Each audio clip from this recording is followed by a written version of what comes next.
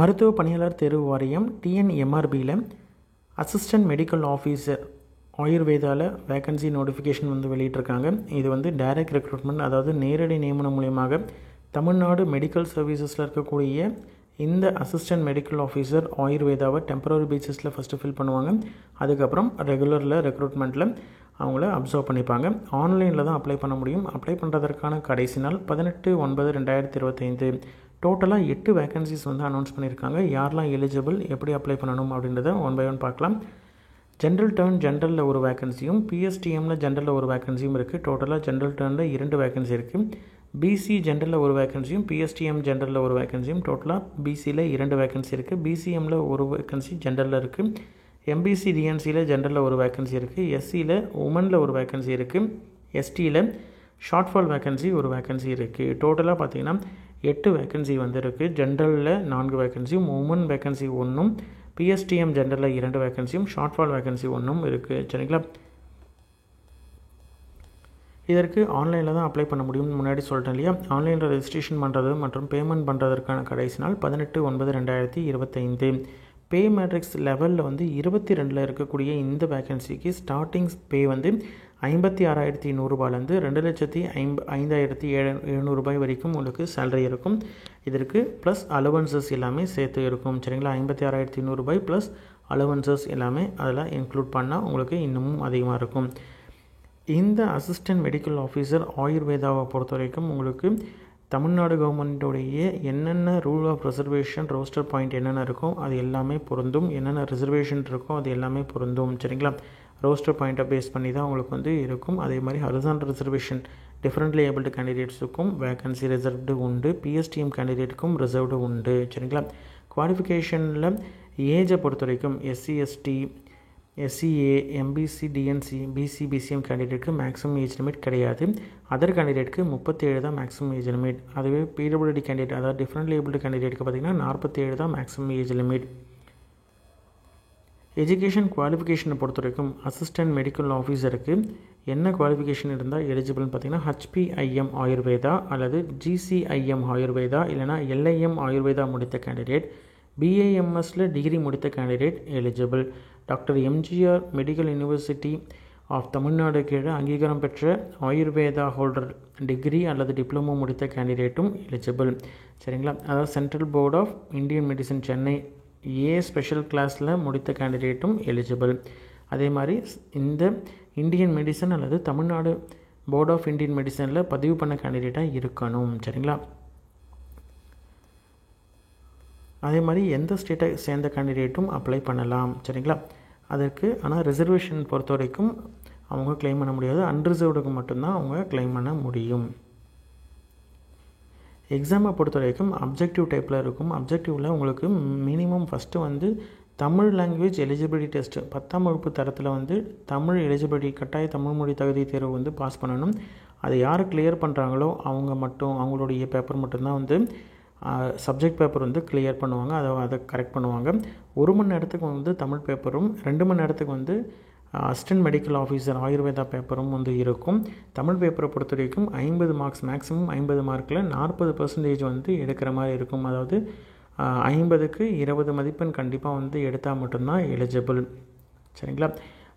SC/ST கேண்டிடேட்டாக இருந்தாலும் சரி, SC, SCA, ST கேண்டிடேட்டாக இருந்தாலும் சரி, அதர் கேண்டிடேட்டாக இருந்தாலும் கண்டிப்பாக 40% எடுக்கணும். அதாவது 20 மதிப்பெண், 50க்கு 20 மதிப்பெண் எடுத்தால் மட்டும்தான் அவங்களுடைய சப்ஜெக்ட் பேப்பர் வந்து கரெக்ட் பண்ணுவாங்க. சப்ஜெக்ட் பேப்பரை பொறுத்த வரைக்கும் எல்லாமே கம்ப்யூட்டர் பேஸ்டு டெஸ்ட்டு தான். கம்ப்யூட்டரில் எப்படி மார்க் டெஸ்ட் அட்டன் பண்ணுறது அப்படின்றத ஆல்ரெடி வந்து வீடியோ அப்லோட் பண்ணியிருக்கோம்.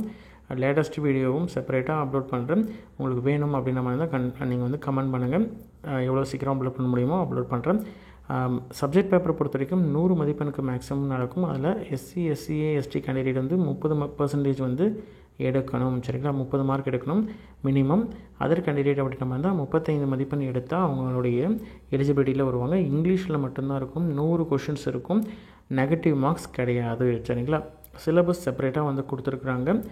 எப்படி சிலபஸ் பார்க்கணும் அப்படின்னு சொல்லிட்டு செப்பரேட்டாக வந்து வீடியோ ஆல்ரெடி அப்லோட் பண்ணியிருக்கோம். எங்கே வந்து வெப்சைட்டில் இருக்கும் அப்படின்ற லிங்க்கும் வந்து வேணும் அப்படின்ற மாதிரி தான் கமெண்ட் பண்ணுங்கள். கண்டிப்பாக அதனுடைய லிங்க்கும் நான் வந்து கொடுக்குறேன். டிஃப்ரெண்ட்லி ஏபிள்டு கேண்டிடேட்ஸ்க்கும் ரிசர்வேஷன் உண்டு. அதே மாதிரி 20 மினிட்ஸ் வந்து காம்பன்சேஷன் டைமும் அவங்களுக்கு வந்து அவங்க வந்து ப்ராப்பராக அப்ளை பண்ணும்பொழுது வேணும் அப்படின்னு சொல்லிட்டு கிளைம் பண்ணியிருந்தாங்கன்னா கண்டிப்பாக அவங்களுக்கு காம்பன்சேஷன் டைம் 20 நிமிஷம் உண்டு எக்ஸ்ட்ராவாக.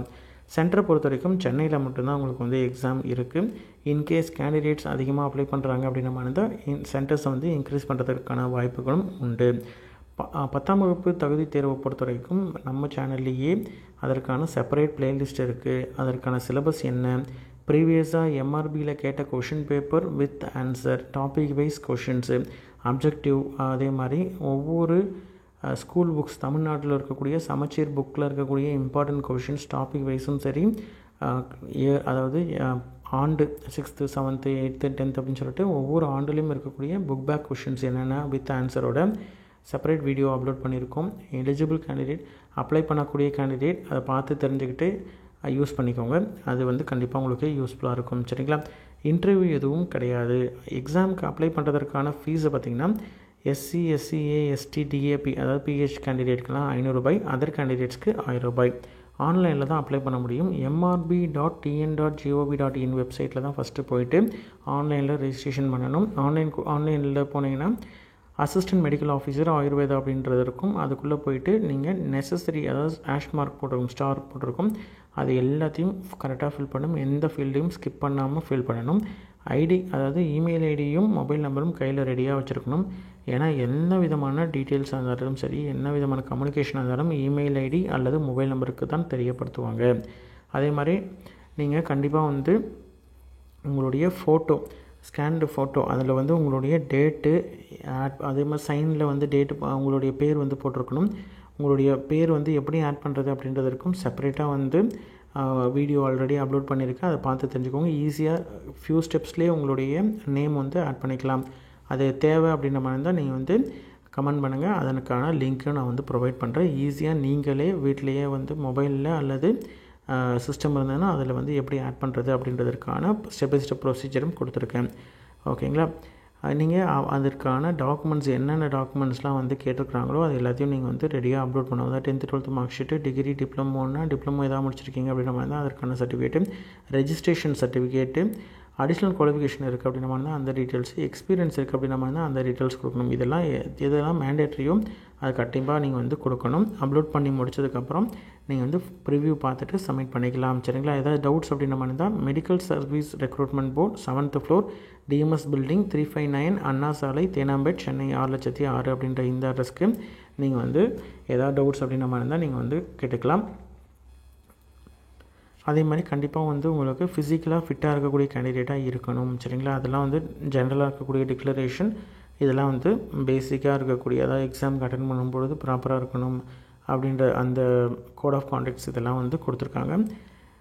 முன்னாடி சொன்ன மாதிரி தான் ஆன்லைனில் அப்ளை பண்ணுறதற்கான கடைசி நாளுக்குள்ளே நீங்கள் ரெஜிஸ்ட்ரேஷனும் பண்ணிடணும், பேமெண்ட்டும் பண்ணிடணும். ஆன்லைனில் தான் நீங்கள் பேமெண்ட் பண்ணணும். நெட் பேங்கிங்கோ, கிரெடிட் கார்டோ, டெபிட் கார்டு மூலியமாகவோ நீங்கள் பே பண்ணலாம்.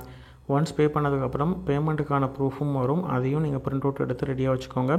அதே மாதிரி சென்ட் பண்ணலாம் தேவையில்லை. நீங்கள் சர்டிஃபிகேட் வெரிஃபிகேஷன் பண்ணும்போது கேட்டாங்கன்னா நீங்கள் கொடுக்கணும். அதற்கு தான் ரிசர்வேஷன் முன்னாடி சொன்ன மாதிரி தான் ப்ராப்பராக எல்லா ரிசர்வேஷனும் உண்டு. அதாவது எஸ்சி, எஸ்டி, ஓபிசி, பிடபிள்யூடி கேண்டிடேட்டுக்கான ரிசர்வேஷன், எக்ஸர்விஸ்மென்ட்கான ரிசர்வேஷன், பிஎஸ்டிஎம்க்கான ரிசர்வேஷன், டிரான்ஸ்ஜெண்டருக்கான ரிசர்வேஷனை பொறுத்த வரைக்கும் நீங்கள் வந்து மேலா ஃபீமேலா அப்படின்னு சொல்லிட்டு ஐடி கார்டில் என்ன மென்ஷன் பண்ணி பதிவு பண்ணியிருக்கீங்களோ அதை பேஸ் பண்ணி உங்களுக்கு அதற்கான ரிசர்வேஷன் உண்டு. சரிங்களா? உமனுக்கான ரிசர்வேஷனும் உண்டு. டாக்குமெண்ட்ஸ் வந்து என்னென்ன டாக்குமெண்ட்ஸ்லாம் தேவை சர்டிஃபிகேட் வெரிஃபிகேஷனுக்கு அப்படின்ற லிஸ்ட்டும் வந்து செப்பரேட்டாக கொடுத்துருக்காங்க. கண்டிப்பாக நீங்கள் வந்து அந்த டாக்குமெண்ட்ஸ்லாம் ரெடியாக வச்சுருக்கணும். ஏன்னா வந்து சர்டிஃபிகேட் வெரிஃபிகேஷன் அப்போது அப்படியே நீங்கள் டைரெக்டாக நீங்கள் வந்து போயிட்டு அட்டென்ட் பண்ணுற மாதிரி இருக்கும். நீங்கள் வந்து ஷார்ட் பீரியடில் டக்குன்னு கூப்பிட்ற மாதிரி இருக்கும். அதனால் ரெடியாக வச்சுருக்கிறது நல்லது. அதே மாதிரி கெசட்டட் ஆஃபீஸர்லேயே குரூப் பி ஆஃபீஸர் யார் அப்படின்ற லிஸ்ட்டும் வந்து செப்பரேட் வீடியோ வந்து ஆல்ரெடி அப்லோட் பண்ணியிருக்கேன். கெசட்டட் ஆஃபீஸர் யார்கிட்ட வாங்கினா எலிஜிபிள் சர்டிஃபிகேட்ஸ் அப்படின்னு சொல்லிட்டு அதையும் வந்து செப்பரேட்டாக வந்து கொடுத்துருக்கேன். பார்த்து தெரிஞ்சுக்கோங்க. சரிங்களா? இன்ட்ரெஸ்டட் கேண்டிடேட் அப்ளை பண்ணுங்கள். உங்களோட ஃப்ரெண்ட்ஸ் சர்க்கிள்லையோ ரிலேட்டிவ்ஸ்லையோ யாராவது வந்து இதில் இருக்கக்கூடிய போஸ்ட்டுக்கு எலிஜிபிள் அப்படின்னு நினச்சிங்கன்னா அவங்களுக்கு இந்த வீடியோவை ஷேர் பண்ணுங்கள். சரிங்களா? நன்றி.